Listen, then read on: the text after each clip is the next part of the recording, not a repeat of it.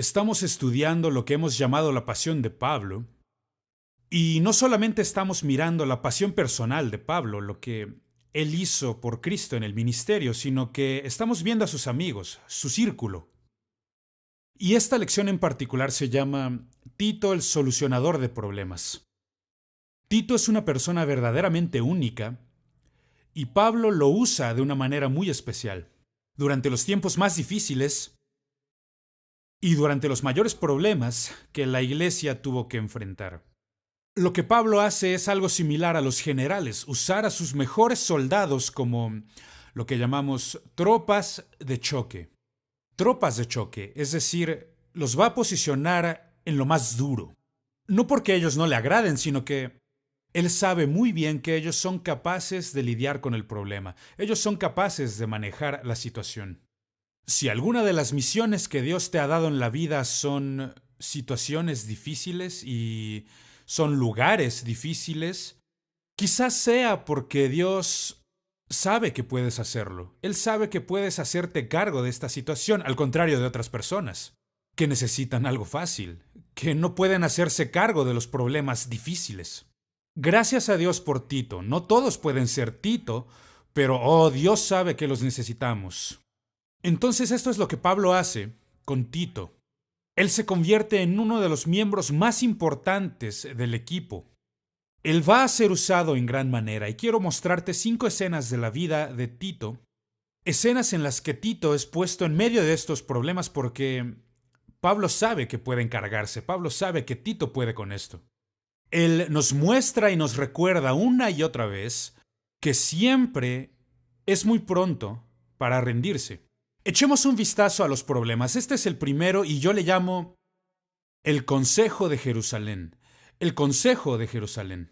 En Hechos capítulo 15 y versículos 1 y 2 dice: Entonces algunos que venían de Judea, estos son judíos cristianos, y que han venido desde Judea hasta Antioquía, y enseñaban a los hermanos: Si no os circuncidáis conforme al rito de Moisés, no podéis ser salvos.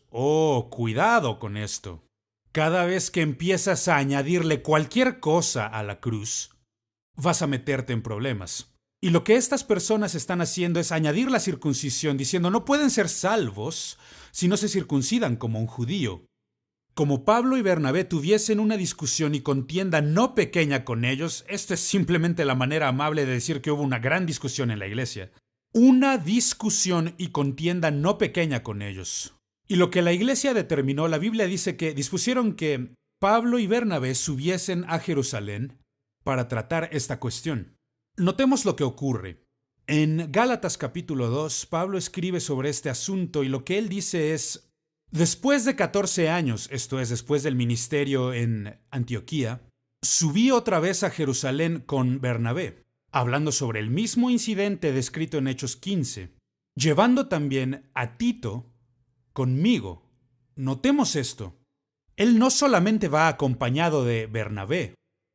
Él dice: Tito, ven acá. Hay un trabajo que yo quiero que hagas. Tengo algo que quiero que tú hagas. Lo llevé conmigo y para no correr o haber corrido en vano, expuse en privado a los que tenían cierta reputación el evangelio que predico entre los gentiles, mas ni aun Tito, que estaba conmigo, con todo y ser griego, fue obligado a circuncidarse. Ahora cada quien póngase en esta situación. ¿No les gustaría ser Tito? Imagínate ser presentado con los 12 apóstoles para que te estén cuestionando e interrogando y para que hablen contigo y ver si en verdad eres un cristiano genuino. Eso es lo que está pasando aquí. La iglesia que estaba ubicada en Jerusalén estaba dividida a causa de este asunto y era bastante lógico porque todos estos creyentes eran judíos primero. Todos ellos habían sido judíos antes de empezar a seguir a Jesús, el nuevo Mesías. Antes de convertirse en lo que hoy conocemos como cristianos. Recuerden que en Antioquía fue donde se les llamó cristianos. Entonces, gracias a que estos creyentes judíos en Jerusalén habían sido, primero, judíos antes que cristianos, pensaban que todos tenían que hacer lo mismo que ellos habían hecho, que todos tenían que ser judíos primero. Y evidentemente esto no es verdad, y esto es lo que Pablo y Bernabé estaban discutiendo con ellos. No, lo que ustedes intentan hacer es judaizar a todo el mundo. Nosotros intentamos que ellos sean cristianos. Y entonces surgió una gran diferencia. Su máximo y más grande ejemplo, su muestra más grande de esto es Tito. Aquí lo tienen. Háganle cualquier pregunta que ustedes deseen. Comprueben que él es genuino. Comprueben si él ama a Jesús, si él es un verdadero creyente. Esta es la situación en que le han puesto. Ahora, lo que estos creyentes judíos están intentando hacer era imposible. Ellos intentaban mezclar la ley con la gracia, y estas no se mezclan. Ambas son opuestas, y Pablo sabía que esto era imposible, que Jesús había cumplido con la ley de Moisés. ¿Recuerdas lo que Jesús dijo? Yo no he venido a destruir la ley, he venido a cumplirla, y así lo hizo. Todo requerimiento de toda la ley de Moisés había tenido cumplimiento en Cristo Jesús, y Pablo sabía que nadie más tendría la capacidad de hacer esto. Ninguno de nosotros podremos vivir como el Mesías. Él tendrá que vivir todo esto a través de nosotros, porque a través de la gracia y la fe somos salvos. Pablo lo veía muy claramente, pero todos estos creyentes judíos originales que estaban en Jerusalén están batallando con esto. Entonces Pablo se lleva consigo a Tito, y esta es la primera prueba en la vida espiritual de Tito junto a Pablo. Su primera prueba, y él la enfrenta como un cristiano modelo. Y la manera en que Pablo lo escribe en Gálatas 2, mas ni aun Tito, con todo y ser griego, fue obligado a circuncidarse. Ahora, el problema en Jerusalén era doctrinal. Lo que Tito aprendió fue sumisión. Me parece por demás interesante que Pablo y Bernabé regresaran con los 12 apóstoles originales y hablaran de esto con ellos. Ellos creían que estos hombres de Dios tendrían la respuesta correcta. Y así fue. Puedes leerlo, todo está registrado en el libro de los Hechos. En el capítulo 15, envíalos de vuelta a Antioquía y diles que no necesitas ser un judío para ser un cristiano. Gracias a Dios por esto, gracias a Dios. Entonces, esta fue la primera prueba en su vida. Aquí está la segunda. La segunda la he denominado La confusión en Corinto, y me parece que el título, el nombre es muy apropiado porque es un asunto bastante confuso. Cuando Pablo fue a Corinto y comenzó a predicar el Evangelio, la Escritura dice que él encontró las puertas abiertas para predicar. Incluso Jesús se le apareció en la noche en una visión y le dice: habla, yo tengo muchas personas en esta ciudad. Es decir, este era un lugar abierto para el Evangelio, pero también era un lugar muy inmoral, una ciudad muy inmoral. Y esto afecta a los cristianos, afecta a la iglesia. En la primera carta a los Corintios capítulo 5, verso 1, Pablo dice, le escribe a la iglesia en Corinto y dice: de cierto se oye que hay entre vosotros fornicación o inmoralidad sexual. Y tal fornicación, de tal magnitud es esta fornicación, cual ni aún se nombra entre los gentiles, tanto que alguno tiene la mujer de su padre. Ahora, esta es desde luego una muy escandalosa situación inmoral. Obviamente no está hablando de su madre, la Biblia no dice su madre, pero su padre obviamente se volvió a casar. Se trata entonces de su madrastra. Pero él había tomado a su madrastra del lado de su padre y ahora estaba viviendo en una situación o una relación inmoral. Pablo dice, eso no está bien.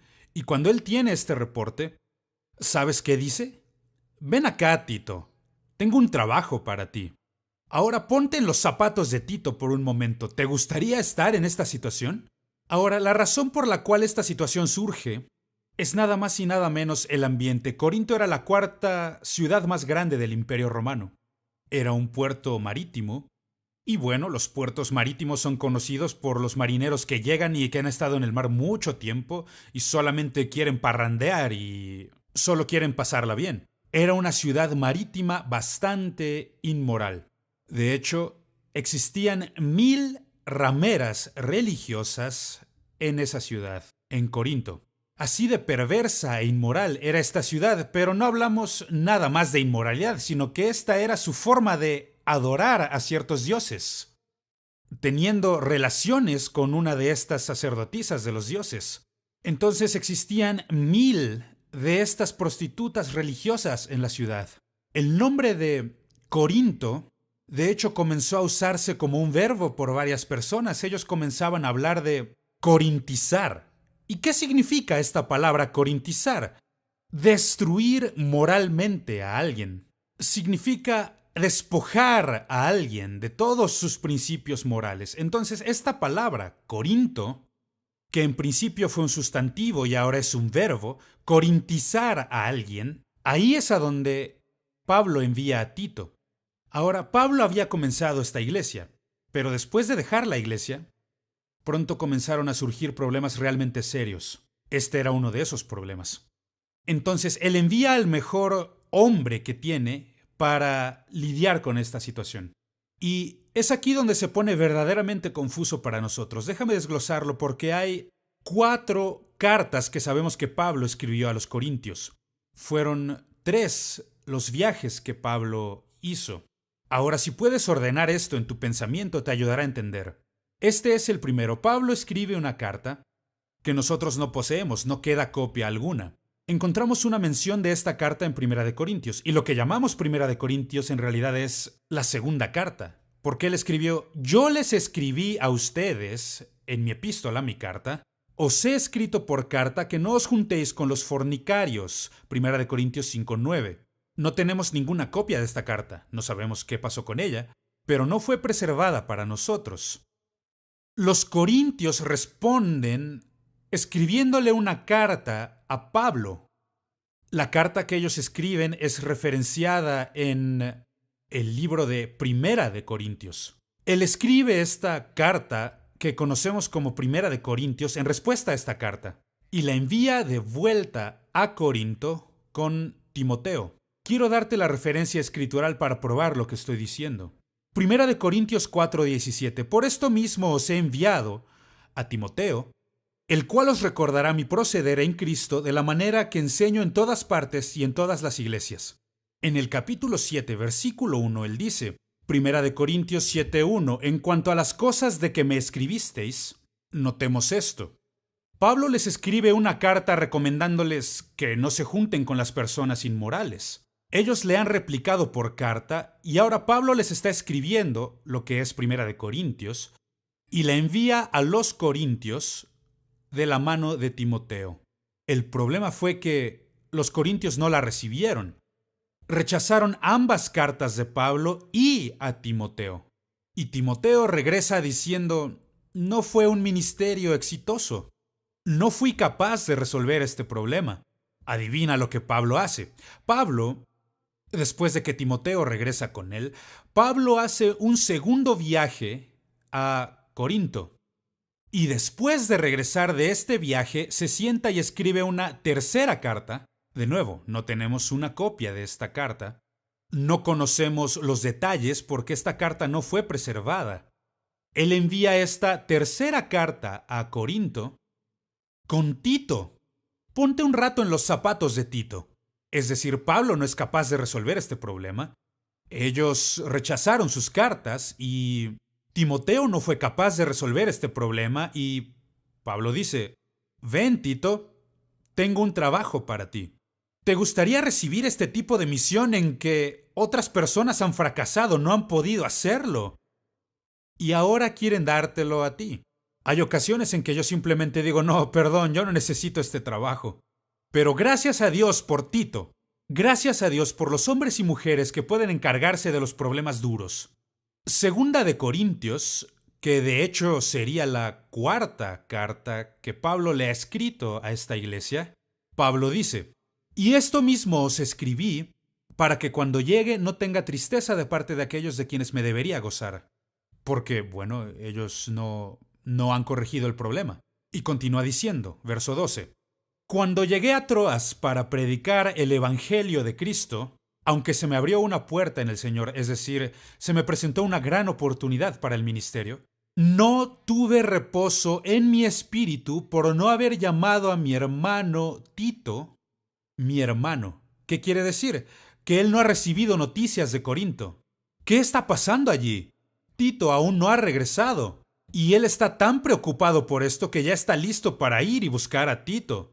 Pero continúa diciendo en el capítulo 7 de Segunda de Corintios, pero Dios, que consuela a los humildes, nos consoló con la venida de Tito, ya ha regresado de Corinto, sino también con el consuelo que él recibió de ustedes, haciéndonos saber vuestro gran afecto, vuestro llanto, vuestra solicitud por mí, de manera que me regocijé aún más. Porque aunque os contristé con la carta, no me pesa. Él dice, antes sí que me pesaba, pero ya lo superé, porque veo que aquella carta que os contristó, aunque por algún tiempo. Lo que está ocurriendo aquí es, Tito ha regresado a Pablo con buenas noticias. Y él dice, Tito me informa que ustedes han recibido mi evangelio, han recibido la carta y también han aceptado la autoridad apostólica para corregir este problema inmoral. Y en los siguientes versículos del capítulo 7 él continúa, por esto hemos sido consolados en su consolación, pero mucho más nos gozamos por el gozo de Tito, que haya sido confortado su espíritu por todos vosotros. Y su cariño para con vosotros es aún más abundante cuando se acuerda de la obediencia de todos vosotros, cómo le recibieron con temor y temblor. Es decir, Tito ha pasado la prueba. Tito ha logrado hacer lo que ni Pablo ni Timoteo pudieron hacer. Entonces Pablo concluye la segunda carta a los Corintios diciendo, esta es la tercera vez que voy con vosotros. Y esto sí sabemos con certeza que él realizó 3 viajes allá. Por boca de 2 o 3 testigos se decidirá todo asunto. Gracias a Dios por Tito. El problema en Corinto era un problema moral. Tito aprende pureza. Él aprende cómo mantenerse sin mancha, sin imperfecciones, provocadas por la inmoralidad de esta la ciudad más inmoral de todo el Imperio Romano. ¡Qué gran tarea! Ahora el tercer punto, otra vez. Una vez más regresamos a Corinto, y ahora se trata sobre dinero. Oh, 2 de los problemas más grandes con los que tenemos que lidiar en la vida son el sexo y el dinero. Porque estos surgen una y otra vez en la iglesia, en el ministerio. La ofrenda misionera. En 2 de Corintios capítulo 9, Pablo dice lo siguiente. Cuanto a la ministración para los santos, es decir, una ofrenda que ellos recibían para enviar a la iglesia en Jerusalén. Pues conozco vuestra buena voluntad, de la cual yo me glorío entre los de Macedonia, que Acaya, es decir, Corinto, este es otro nombre para Corinto, está preparada desde el año pasado, y vuestro celo ha estimulado a la mayoría. Pero he enviado a los hermanos para que nuestro gloriarnos de vosotros no sea vano en esta parte. Ahora, él continúa escribiendo y detallando sobre cómo podemos lidiar con los problemas de dinero o económicos. En el capítulo 9, versos 4 y 5, no sea que si vinieren conmigo algunos macedonios y os hallaren desprevenidos, es decir, que su ofrenda no esté lista, nos avergoncemos nosotros. Por tanto, tuve por necesario exhortar a los hermanos que fuesen primero a vosotros y preparasen primero vuestra generosidad prometida, para que esté lista como de generosidad y no como de exigencia nuestra. Notemos lo que él está haciendo. Un año antes, él les había escrito acerca de participar de esta ofrenda misionera que estaban reuniendo para enviarla a los santos pobres de Jerusalén. Les ha escrito acerca de esto, y los corintios responden a esto con mucho entusiasmo. Encontraremos que muchas iglesias son así. En verdad se emocionan por las cosas, se emocionan de tal manera que hacen una gran promesa de ofrenda. Pero hay una gran diferencia entre una promesa y el efectivo como tal.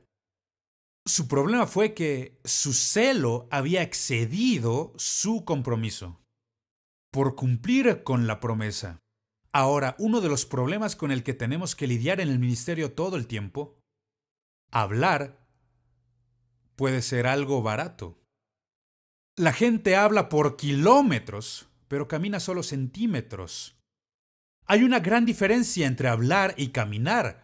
Y la gente hace promesas, promete cosas y después no las cumplen. Eso es lo que pasa aquí.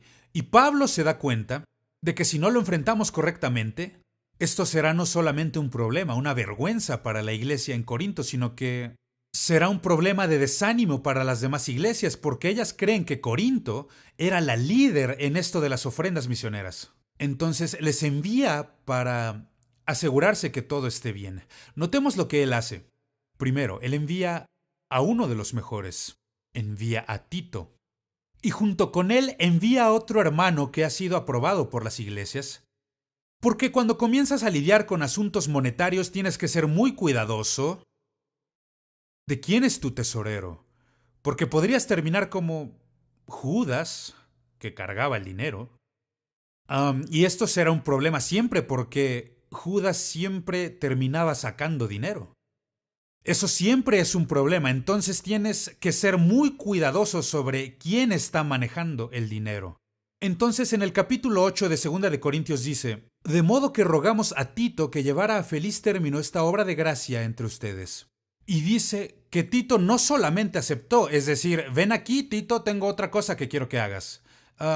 Tito, por su propia voluntad, partió para ir con vosotros. Oh, me encantan este tipo de soldados. Amo a estos hombres y mujeres que simplemente se ofrecen. Aquí estoy, envíame para las tareas difíciles. Y no estamos hablando de las cosas que son fáciles. Hablamos de las cosas que son delicadas, muy difíciles. Y dice, enviamos juntamente con él al hermano cuya alabanza en el Evangelio se oye por todas las iglesias. Notemos, él envía a otro hermano con él. Y luego vemos en 2 de Corintios 8, versículo 19, dice, y no solo esto, las iglesias lo escogieron para que nos acompañe cuando llevamos la ofrenda, la cual administramos, evitando que nadie nos censure en cuanto a esta ofrenda abundante. En otras palabras, estamos hablando de una gran cantidad de dinero, que es administrada por nosotros, procurando hacer las cosas honradamente, no solo delante del Señor, sino también delante de los hombres. Esta es una palabra clave. Cuando tratas con dinero, nunca lo manejes solo. ¿Por qué? Porque así no hay manera en que puedas demostrar tu contabilidad. Nunca de los nunca asignes a una sola persona el manejar el dinero, que siempre sean dos. Alguien me dirá, oye, es que tú no confías en nadie. No confío en mi propia carne. ¿Cómo puedo confiar en la tuya? En una ocasión estaba dando consejería a una joven pareja que estaba teniendo problemas y entonces el muchacho me mira con los ojos fijos y me dice, se nota que no confías en mí. Le dije, cierto, no confío en mi carne. ¿Cómo confiar en la tuya? Cuando se trata de dinero, tienes que recorrer ese kilómetro extra. Notemos lo que él dice. Procurando hacer las cosas honradamente no solo delante del Señor, ahí comienza, sino también delante de los hombres, donde nadie pueda cuestionarte sobre lo que haces. Escúchame con cuidado. Cuando estás lidiando con problemas, cualquiera puede guiar cuando no hay problemas. Pero cuando encuentras problemas, ahí te das cuenta quién es el verdadero líder. Porque los verdaderos líderes podrán navegar a través de las situaciones difíciles. Entonces Pablo no solo envía a Tito, uno de los mejores, también envía con él a este hermano aprobado, pero notemos, él va aún más allá. Él dice en 2 de Corintios 8:22, enviamos también con ellos, con Tito y este hermano que fue aprobado, a nuestro hermano cuya diligencia hemos comprobado en muchas cosas. Notemos, él está enviando a 3 para lidiar con este problema sobre dinero. Oh, Dios, ¿por qué? ¿Por qué iría este kilómetro extra? Porque se está tratando sobre dinero. Y cuando comienzas a tratar con dinero, tienes que ir más allá de lo que consideramos ordinario o las prácticas comunes. Tienes que recorrer ese kilómetro extra. Entonces él envía a Tito y a 2 hermanos que habían sido aprobados por las iglesias, que gozaban de buena reputación para lidiar con este problema. Lo he dicho muchas veces, puede que se duerman mientras enseñas, puede que estén durmiendo mientras predicas o mientras está la alabanza, pero te prometo, absolutamente nadie duerme cuando se cuenta el dinero. Nadie. Por eso Pablo lidia con esto. Entonces la cuestión es el dinero. Y lo que Tito aprende aquí es integridad. Mantén tu integridad. Oh Dios, desearía poder decirlo mucho más claramente, porque este es uno de los más grandes problemas con los que tendrás que lidiar en la vida, en el ministerio y en las iglesias. Es lidiar con dinero. Asegúrate de recorrer ese kilómetro extra. Haz lo que Pablo hizo, con Tito. Bien, el tercer punto que quiero abordar es la iglesia cretense. La iglesia cretense, esta era una iglesia difícil, en que en Tito capítulo 1 versículo 5 dice: por esta causa te dejé en Creta, para que corrigieses lo deficiente y establecieses ancianos en cada ciudad, así como yo te mandé. Lo que creemos que pasó es que Pablo había sido liberado de la prisión y está yendo a Creta con Tito, y ahora están haciendo evangelismo. Ahora Pablo tiene que irse, dejando a Tito atrás en la isla de Creta para poder poner orden en las iglesias. Creta es la isla más larga de todo el mar Mediterráneo.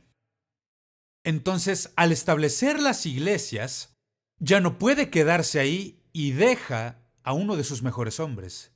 Ven, Tito, tengo algo que quiero que hagas.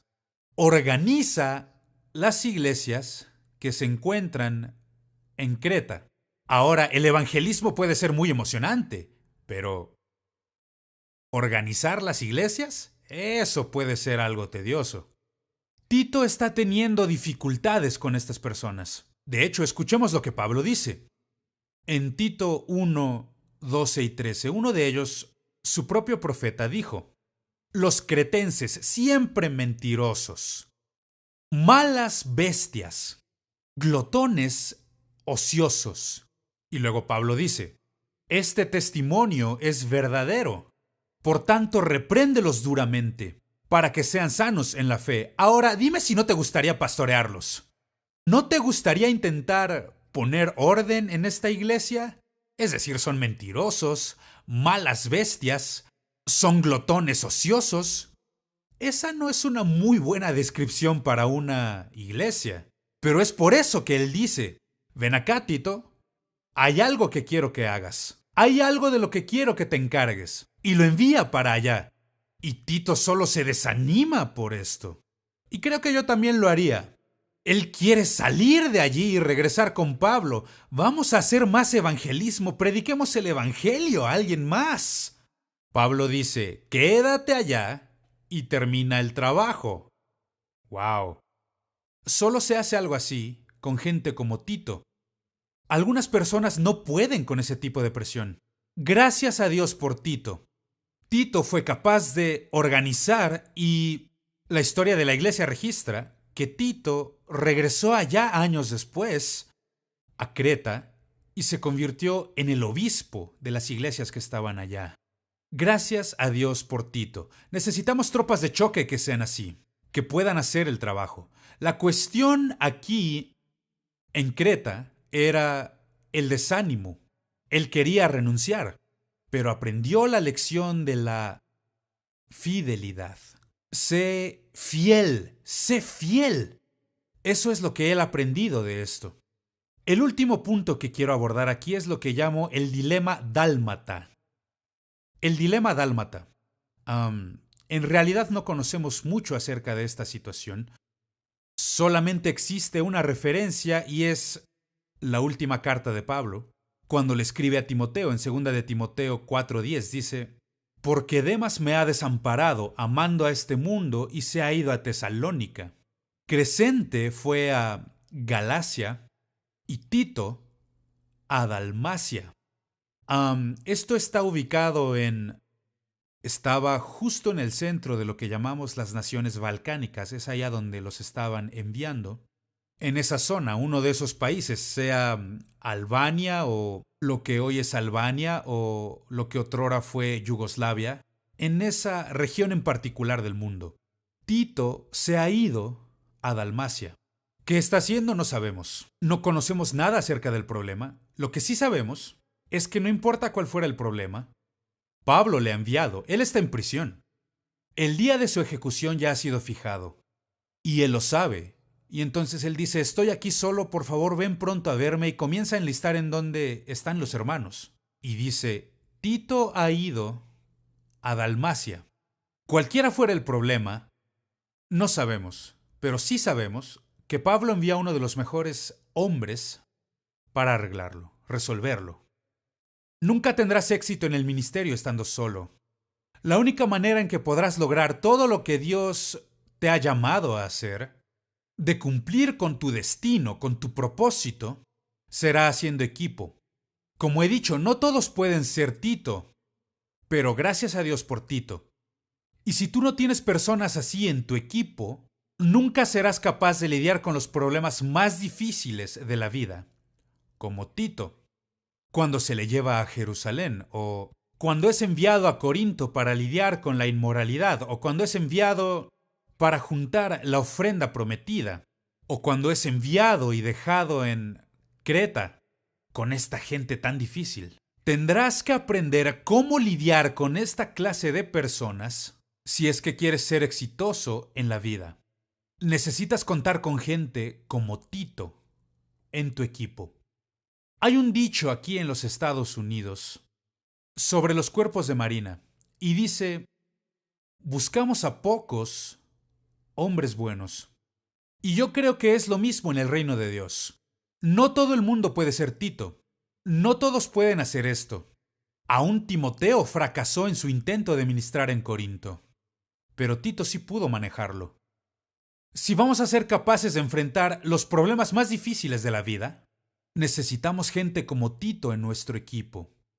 Lo que Tito nos demuestra, una y otra vez, es que siempre es muy pronto para rendirse. Necesitas personas que simplemente se rehúsen a rendirse, que se quedan en el trabajo hasta que éste está completo, que no piensan dejar que absolutamente nada les desanime hasta llegar a renunciar e irse. ¿Recuerdas cómo Pablo se molestó tanto con Juan Marcos porque Juan Marcos ya quería irse a casa, a Jerusalén? Me voy de vuelta con mi mami porque esto es muy difícil para mí. Pero no Tito. Tito quería hacer lo que fuera necesario para hacer el trabajo. Yo quiero animarte. Creo que en mi vida, una de las cosas para las que Dios me ha llamado a hacer, y vaya si he tenido tareas difíciles en la vida, y me doy cuenta de que Dios me puso ahí porque Él cree que puedo hacerlo, puedo manejarlo. Y gracias a Dios he sido capaz de hacerlo, porque yo me niego a renunciar. Quiero animarte a que en tu viaje espiritual, si es que puedes hacerlo, conviértete en Tito. Crécete ante el reto de enfrentar las tareas difíciles en la vida y decir, yo voy a hacer el trabajo que nadie más quiere hacer. Yo haré las cosas difíciles. Dénmelas. Pónganme en el campo de batalla y pelearé allí donde la lucha sea más dura. Lo necesitamos si vamos a cumplir con el llamado de Dios en nuestra vida. Por eso le llamo Tito el solucionador de problemas. Porque cada vez que vemos que Pablo le pone en una situación difícil, Dios nos ayude a crecernos ante el reto y solucionar problemas.